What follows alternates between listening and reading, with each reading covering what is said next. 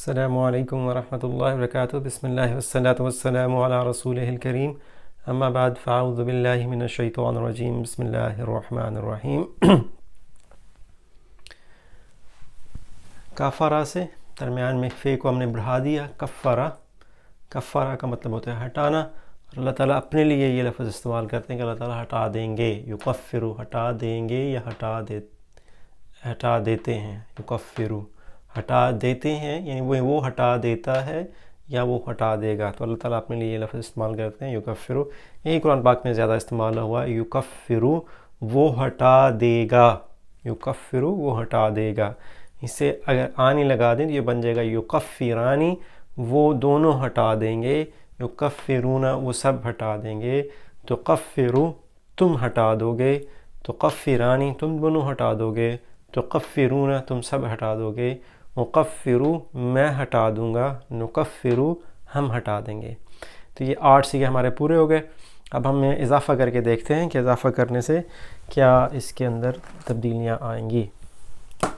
تو ہم نے کہا تھا کہ یہی والا صیغہ جو ہے فعل مذکر حاضر والا، یہی ہم مؤنث غائب کے لیے بھی استعمال کر سکتے ہیں۔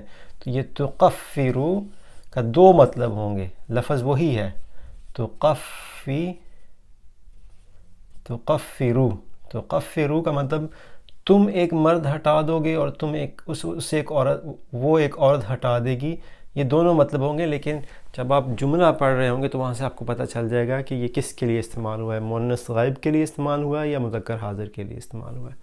اب تکفرو سے اس کی جب آپ نے اس کے آگے آنی لگا دیں، جیسے تکفرانی، تو یہ بن جائے گا فعل یعنی تثنیہ بن جائے گا مؤنث غائب کا، تکفرانی،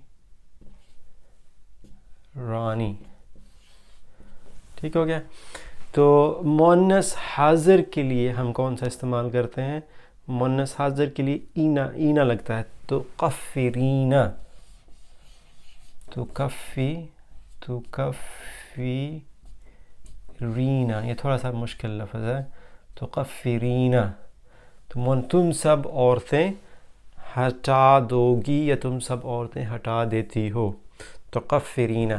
اس کا جو تثنیہ ہے وہ بھی وہی ہے، ان سب کے تثنیہ دیکھ لیں، مؤنث غائب کا تثنیہ بھی وہی ہے، مذکر حاضر کا تثنیہ بھی وہی ہے، اور مؤنث حاضر کا تثنیہ بھی تکفرانی ہی ہے، تکفرانی،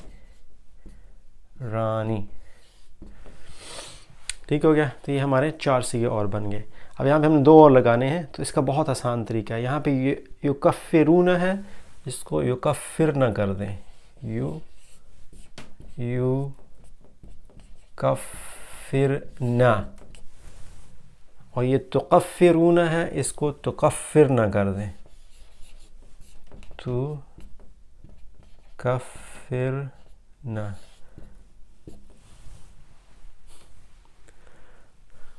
ٹھیک ہے۔ مجھے سمجھ آ رہی ہے کہ آپ تھوڑے سے پریشان ہو رہے ہیں کہ یہ کیا چیزیں ہیں، آہستہ آہستہ ان کی بھی سمجھ آ جائے گی۔ ہم 6 صیغے مزید لانے کی کوشش کر رہے ہیں، ان 6 صیغوں کے اندر 3 وہی ہیں، تکفرو، تکفران، تکفرین، یہ 3 صیغے وہی ہیں جو ہم پہلے بھی استعمال کر رہے تھے، صرف سمجھنے کی بات یہ ہے کہ ان کو ہم مختلف طرح سے استعمال کر سکتے ہیں۔ تکفرو کو مذکر حاضر کے لیے بھی استعمال کر سکتے ہیں اور مؤنث غائب کے لیے بھی استعمال کر سکتے ہیں۔ اسی طرح سے تکفرانی ہر چیز کے لیے استعمال ہو سکتا ہے، دیکھیں مؤنث غائب کے لیے بھی، مذکر حاضر کے لیے بھی، مؤنث حاضر کے لیے بھی تثنیہ کا صیغہ استعمال ہو سکتا ہے۔ جو مؤنث غائب کا جمع کا صیغہ ہے اور مؤنث حاضر کا جمع کا صیغہ ہے، ان کے اندر تھوڑی سی تبدیلی کرنی پڑتی ہے، یعنی مختلف کرنے کے لیے۔ مذکر غائب میں ہے یکفرون اور مؤنث غائب میں ہے یکفرنا، یہ واو ختم ہو گیا ہے اس کے نیچے، تو اس کے اوپر را کے اوپر جزم آ گئی ہے، تو یکفرنا، اور یہ ہے تکفرنا، ٹھیک ہے۔ اگین پریشان نہیں ہونا انشاءاللہ تعالیٰ، جیسے جیسے قرآن پاک میں ہم کو پڑھتے جائیں گے ہمیں سمجھ آتی جائے گی، اور یہ جو بات ہے آسانی کی خاطر وہ یہ ہے کہ الحمدللہ یہ صیغے زیادہ استعمال نہیں ہوئے۔ ان کا سب سے زیادہ استعمال سورہ نساء کے اندر ہے، جہاں پہ عورتوں کے بارے میں زیادہ ذکر ہے، وہاں پہ یہ صیغے زیادہ استعمال ہوئے ہیں، ادروائز قرآن پاک کے اندر زیادہ یہ صیغے استعمال نہیں ہوئے، اس لیے ہمیں گھبرانے کی ضرورت نہیں ہے۔ جزاکم اللہ خیر، السلام علیکم ورحمۃ اللہ وبرکاتہ۔